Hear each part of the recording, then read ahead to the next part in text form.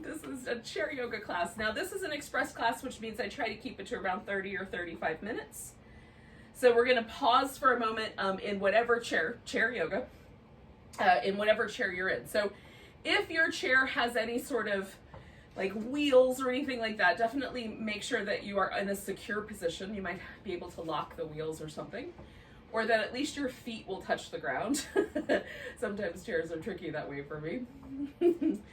And then we're gonna sit up nice and tall. Now, if you need a little lumbar support or something like that, you could certainly put a little pillow in behind your back, at least for this opening portion, and then you can take it out when you need.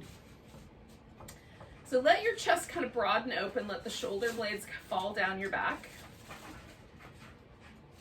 And find a comfortable position to rest your arms in. If you like, you can cup one palm inside the other. I like mostly just to rest my palms on my legs, but you could do the palms up if you like better. And again, I close my eyes, but you might want your eyes open just a little titch, but just enough to sort of take away some of the distractions. Right now, I've got pets and sometimes occasionally neighbors who are distracting, so we'll do our best with all of it. And then tune into your breathing. So we're going to try to arrive right here in this moment. Yoga is, above all other things, it is an opportunity to arrive in the present moment. It's sort of a physical meditation, if you will. So take a moment just to seat yourself right here in this moment. Notice your body, notice the breath. Notice the state that your mind is in. If your mind is really busy and it kind of races forward, then lean back a little. Let yourself relax a little bit more. If you're feeling a little sleepy or a little sluggish, sit up a little taller. And try to find a kind of harmony in the middle there. Now throughout our practice, if we can, we're going to keep the breath deep, rhythmic, and smooth. We don't have to do any special techniques. We don't have to breathe in a way that causes strain. We just want to keep the breath moving in a nice, rhythmic, smooth pattern. If we catch ourselves holding our breath or the breath gets choppy, then we modify so that we can keep the breath smooth. The breath is a really good indicator when we're overdoing things or when we are in a state where we're just about to injure ourselves. Quite often the breath will kind of get held, so the body has a lot of wisdom. So if we can keep a deep, smooth, rhythmic breath pattern, generally speaking, that's a good indication that we're doing okay for ourselves. Just kind of tune it into what that rhythm is for you. Some people breathe a little more slowly, some a little bit faster.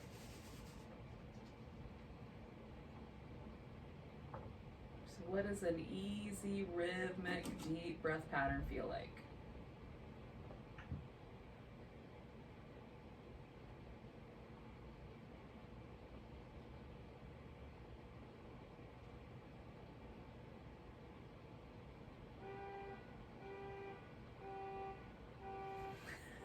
I don't know if you can hear that, but that's what I mean by distractions. So they come up, y'all. We can only control our environment so much. So we're going to let our chins drop down toward the chest. Now, if it feels like it pulls you over, see about kind of leaning back just a little bit more in your seat so you don't pull forward. And then see if the head is willing to let you kind of loll it over one shoulder, back to the center, and loll it over the other. Now, for some people, this is tricky because it feels pinchy on this bottom side. If that's the case, just adjust your head slightly higher and make more of a funnel shape. You're still going to get to these muscles along your neck. It just won't be quite as pinchy, yeah? So decide on whether your head is completely lolling to the side or slightly elevated. And then go from one side to the other. And as I'm going along here, I'm noticing any places that feel a little tight. And if I've got one, like right there, that muscle's a little tight, I'm just going to pause briefly until I feel it soften and then keep going. Go slow enough that you can do this mindfully.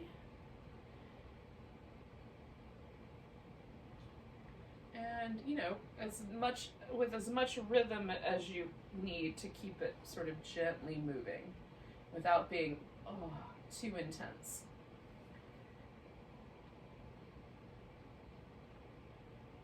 And we'll do like 3 more little patterns back and forth.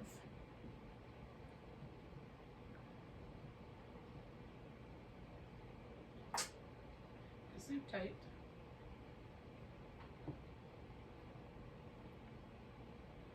Sometimes I find my shoulder trying to kind of lift up to help. And that is just an indication that there's some tenderness there, so I might slow things down the next time. See if I can keep my shoulder relaxed.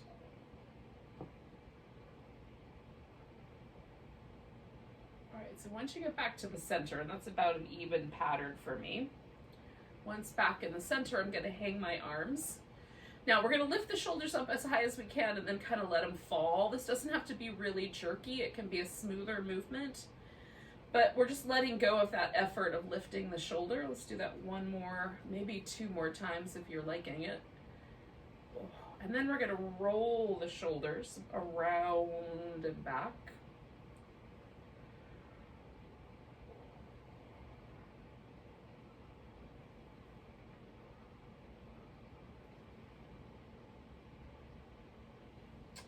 When you get to the back, next time go the opposite direction with the shoulder rolls.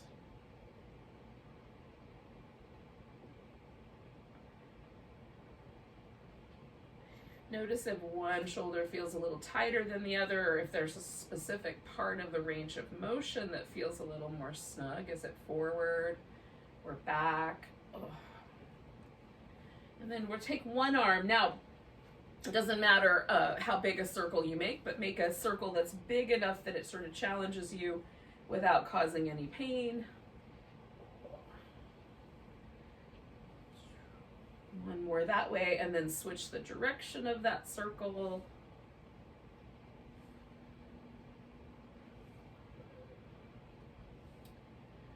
One more going that direction, and then we're going to take this kind of into a little bit more of a little circle. And then go the opposite direction. And then we're going to make just a little micro circle, kind of holding the arm as best we can right at the shoulder height. Go the other direction with the little micro circles, just teeny tiny. You'll feel the shoulders start to kind of get warmer. Potentially even a little bit sore. And then shake your arm out. And then just for a moment, compare the 2 arms and see if you can feel a difference between the right one and the left one, or whichever one you did first. Does that one feel more relaxed or longer or tingly or whatever? Just notice how it feels. Then we'll do the opposite arm. Same idea, whatever the biggest circle you can make within reason is.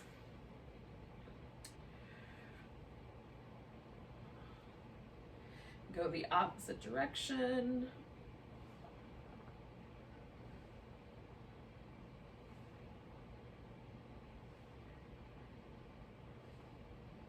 And then we're going to make sort of a medium-ish circle, one that's not too big, not too little.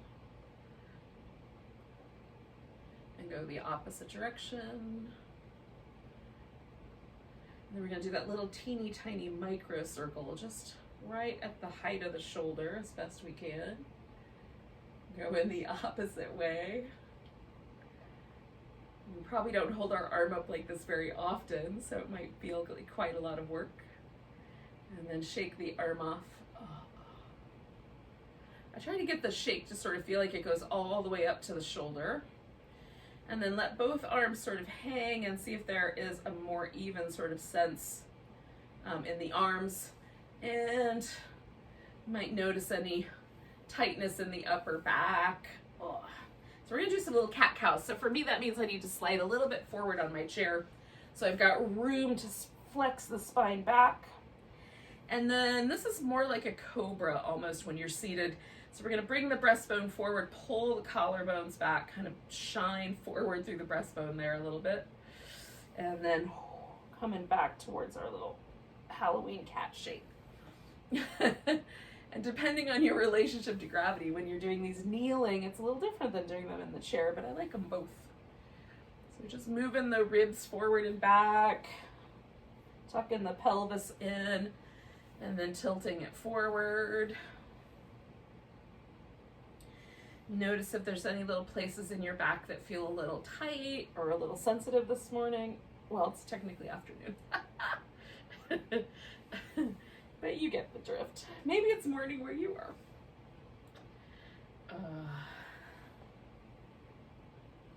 So, we're going to go backwards one more time, forward one more time. And then we'll kind of find that middle ground. Take the legs out fairly wide. So make sure you're seated on your chair in a nice steady position. So we're going to do some washing machine movements. This is just a rhythmic side to side twist. And you want to initiate this movement from your ribs.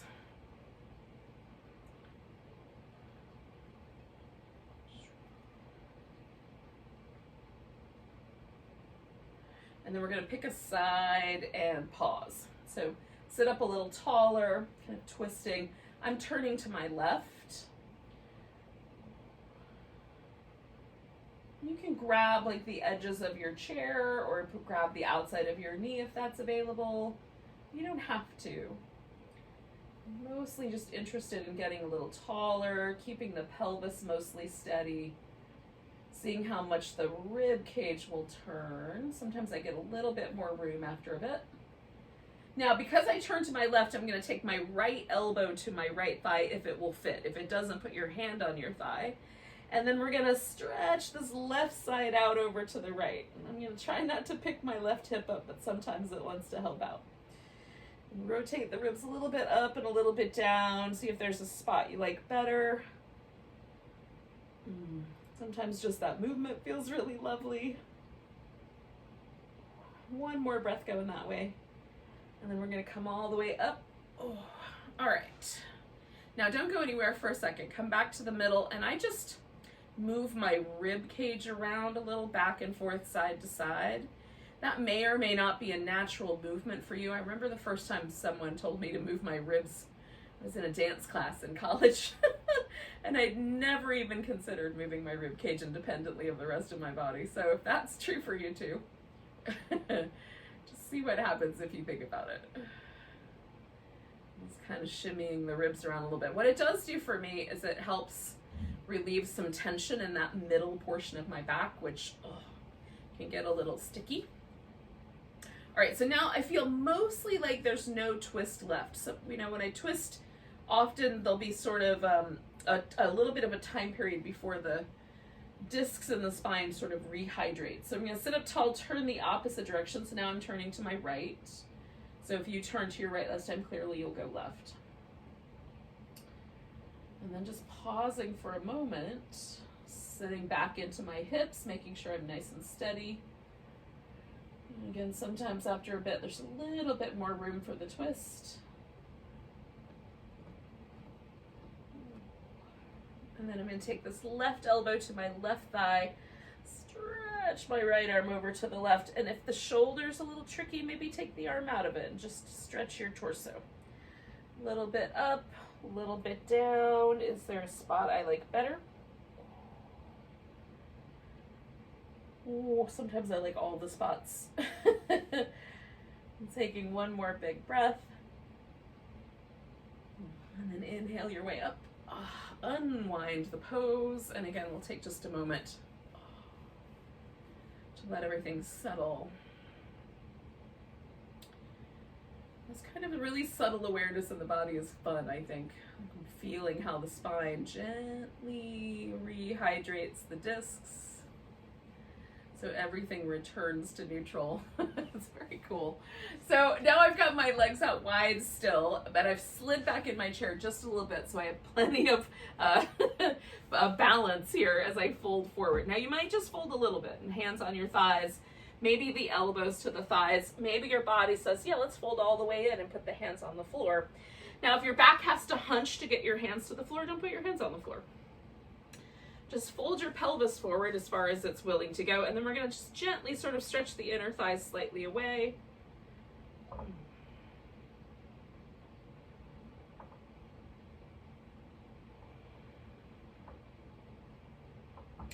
And we're gonna come up just a little bit. So our torso is sort of angled a little. This is gonna cause our core to kick on. So, you know, be mindful of your low back. We're gonna take one shoulder forward, in this case, my right shoulder's forward, and then I'm sliding my left shoulder back a little, and then switching, left shoulder forward, right shoulder back. And we're just gonna go back and forth 2 more times. Just drawing the shoulders. Keep your core engaged so your navel's coming back towards your spine. 1 more. And then we're gonna come all the way back up, bring the legs around. Okay. Now, we're gonna do some movement for the hip. So we'll start with a lunge kind of pose. So we're gonna turn all the way sideways on our chair. And I slide out so that just my right leg and my right hip and butt cheek are on the chair.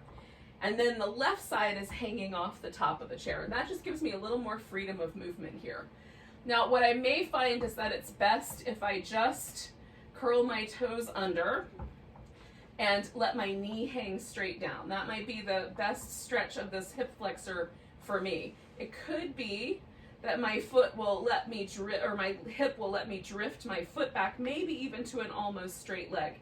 Doesn't have to be a straight leg. As soon as there's a sense that the front of your hip is stretching, we're done.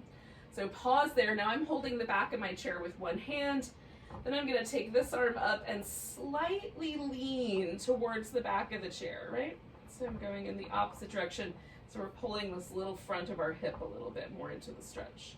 If you need to adjust the leg more forward, adjust the leg more forward.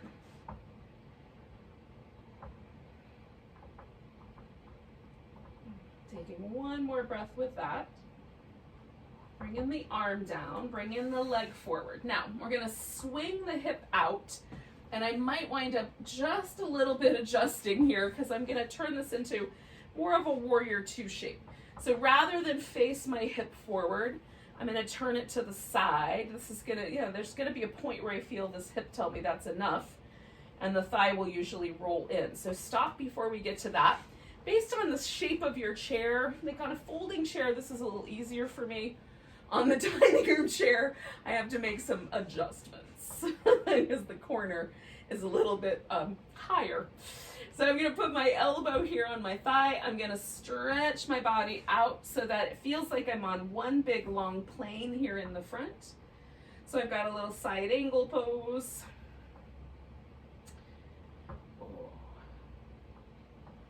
And this feels like a little bit different. So the lunge feels really sharply here on the front of my hip for me. This I feel more in the side of my waist. Just notice for yourself what's true. And then we're gonna come back, bring this leg around the center. I'm still gonna keep playing with this left leg, but I'm gonna take it. You can balance on your toes and just wobble the leg back and forth. And for some of us, that's gonna be the best answer. Some of us will be able to pick the leg up and give it a little rock back and forth this way. And if that feels all right, cool. If it doesn't, keep it low and wobble it. We're still getting movement in the hip socket. That's what we're after. Then your knee or your leg may come up on top, whether it's the middle of your shin, your ankle, or your knee might come up on top of the other leg. If that feels like it's too much for the knee, cross over the shin, right? So at the ankle or across your shin. Then we're gonna sit up relatively tall. Now I've slid a little bit forward, but I still want enough chair under me that I'm not gonna fall onto my face. And if folding forward causes trauma in your knee, back off. Some of us may need to sit even a little bit backwards to find the just right balance in the hip and the knee. So there might be a stretch in this outer glute. You might feel it through the lower portion of your pelvis, like the back of your hip. You might feel it more on the outer edge of your leg. Just make sure your knee is not unhappy. So we're gonna release this leg. Hang on to it if you can. If not, just stick it up front. And then we're gonna spin the foot. And go the opposite direction. And then point and flex. I try to get my toes moving a little bit along the way here. Just do what you can. My little toes are a lot less likely to move than my big one. All right, yogis, we're going to do the same thing going the opposite direction. So I'm going to turn the other way, get right on the edge. So just my left butt cheek, left thigh are on the chair. And then keeping my hips pointing forward, I'm just going to see if I can slide my right foot back a little bit. It might be willing to slide back quite a lot. I'm going to take this right arm and gently bend a little bit over towards the back of the chair, which is to my left. And again, we're monitoring the situation in the knee, the front of the hip here.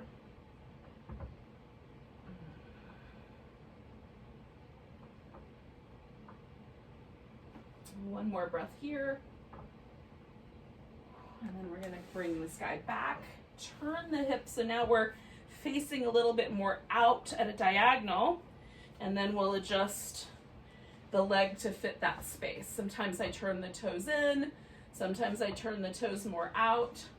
It just depends on how I can adjust myself so that I'm not getting poked by the corner of the chair. So elbow to the thigh, and then stretching out along this whole side. Oh, sometimes my hand on the base of the chair actually feels better than the elbow on the thigh, so you can experiment with what you like better.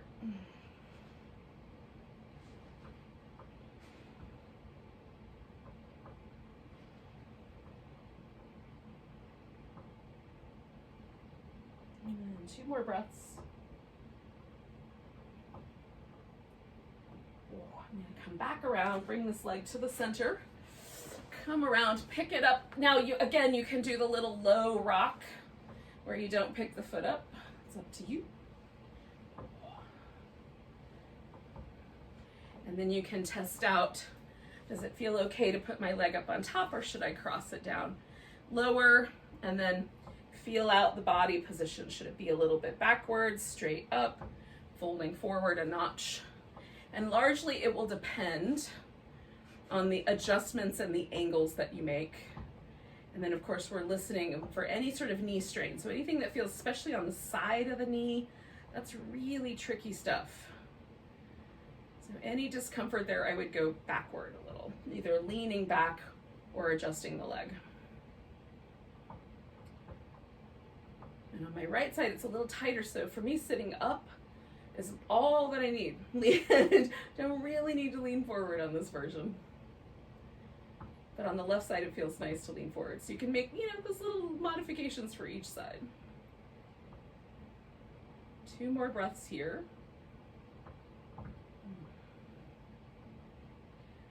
And then again, either you're going to hold on to the leg, and spin your foot, or you're going to let the leg go and spin your foot, whatever's better. Sometimes holding on to the leg is a lot of work for your finger bones. Go the other direction.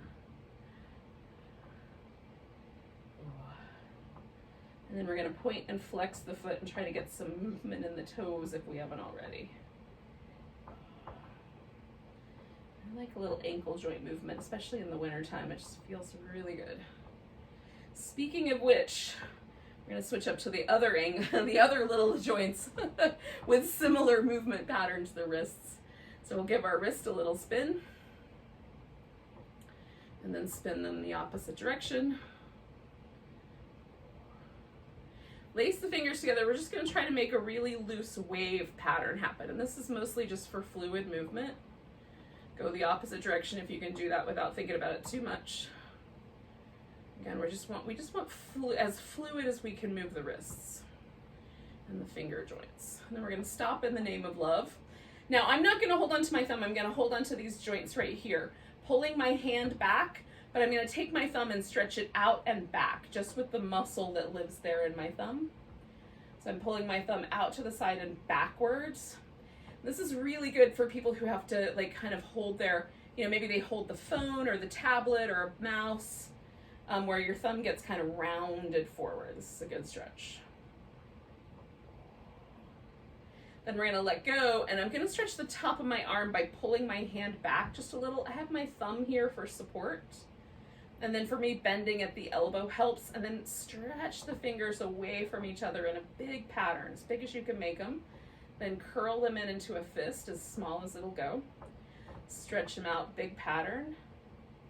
Curl your fingers into a fist. One more time, big stretch. And then curl them into a fist. And we're gonna let that whole thing go. Give the wrist a little shimmy. And we're gonna do this hand, so we'll stop in the name of love. Again, I'm not holding onto the thumb, but I am gonna take my thumb and stretch it out and back. Pushing my arm as straight as possible helps me feel that stretch through the forearm on the bottom. And then drop in the hand. I'm gonna hold steady. I've got that little bit of support, bending at the elbow slightly. Stretch the fingers and thumb away from each other. Curl the fist into a ball. Stretch out. Curl the fist into a ball. Stretch out. Oh, curl into a ball one more time. And then give that left wrist a little shimmy. All right, so we've hit just about every joint. So let's do a little bit of balance work and a little bit of downward dog on the chair. Now, if your chair is really tall, you may want to use the seat of the chair for your downward dog. Some people will find it's better to use the top. I'm going to move my chair just a little bit. And then using the seat and pulling back, my head is a little bit lower than my hips. Not much, but a little bit. If that's problematic, use the top of your chair so that your head will stay a little higher. Just position it so that you have room to stretch out, okay? And then once you're sort of positioned so your arms feel like they're stretching, you can walk your feet back a little if you like.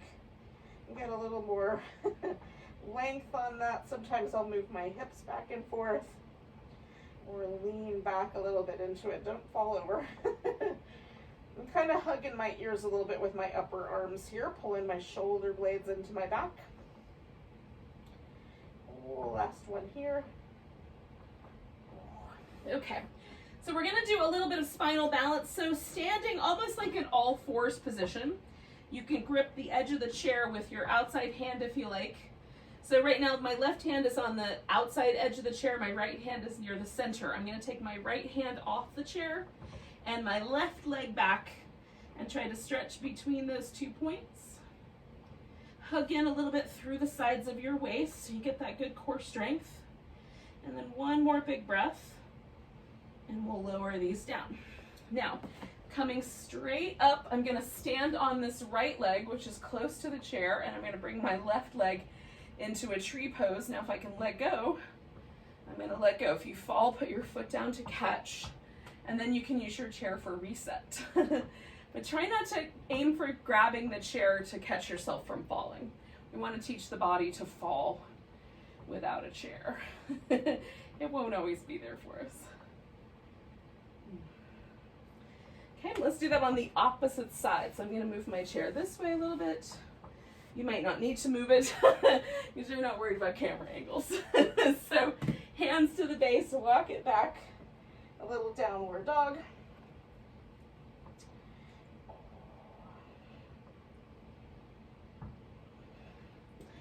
So I'm going to come to that all fours kind of position. I'm holding on to the front of the chair now with my right hand. So my left arm and my right leg are going to extend. I'm hoping I'm not going to knock anything off the table. Stretching between those 2 points.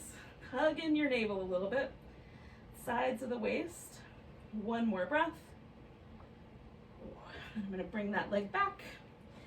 Come up. This left leg now is going to be the leg I stand on. And I'll take the right leg into the tree. And again, if you fall, catch with your foot. So that we're giving ourselves the best possible chance to keep that body memory for how to be slightly off balance and catch, yeah? We lose that as we get older, so it's good to practice. Oh, all right, y'all. So let's take ourselves back to the chair. We'll do just a few moments of breath awareness. You want your little lumbar pillow back, put that in. Oh. Now just for a moment, come back to whatever position you were in at the beginning. And then notice if your body feels slightly different or if you feel mostly the same. Usually for me, the body feels a little bit lighter, a little more effervescent, a little easier to be in my skin after having done even just the minimum amount of movement that yoga provides. But notice what's true for you. Now the breath pattern that we're going to do is we're just going to keep our normal breath, but we're going to pay attention to it in a particular way. So we're going to imagine ourselves inhaling down. So imagine the breath traveling down, down, down into the bowl of the pelvis, and then exhaling, imagine the breath lifting up and coming out. So we're going to inhale down and exhale up. And it doesn't have to be a deep breath, it's just whatever your normal breath is. Just in your mind, pay attention to that. A downward inhale and an upward exhale. And it might seem sort of counterintuitive, just work with it.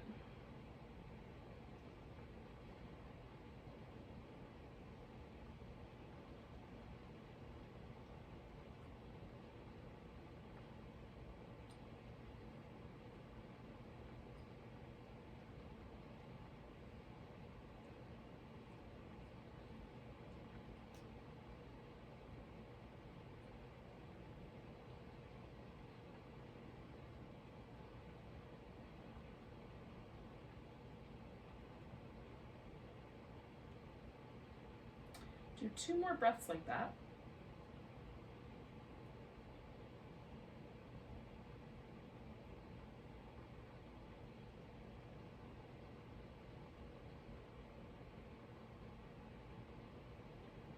And then drop the technique. Just let yourself breathe normally and be where the technique brought you.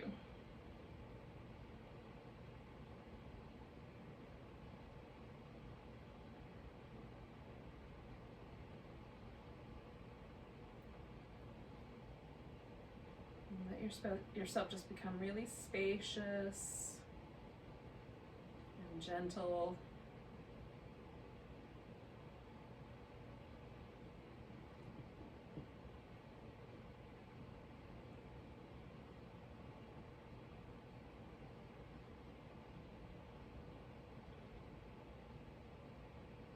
This breath technique is a medieval breath technique. It's written down in a medieval yogic text.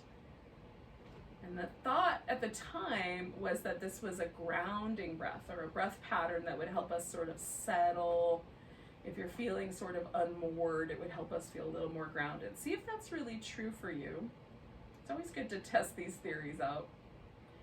And if it does sort of help you feel a little bit more coming home to yourself, then put that in your pocket and save it for later when you need it. So thank you for joining me for a chair yoga practice. Take a nice big breath. And a sigh. Namaste, beautiful yogis. Thank you so much.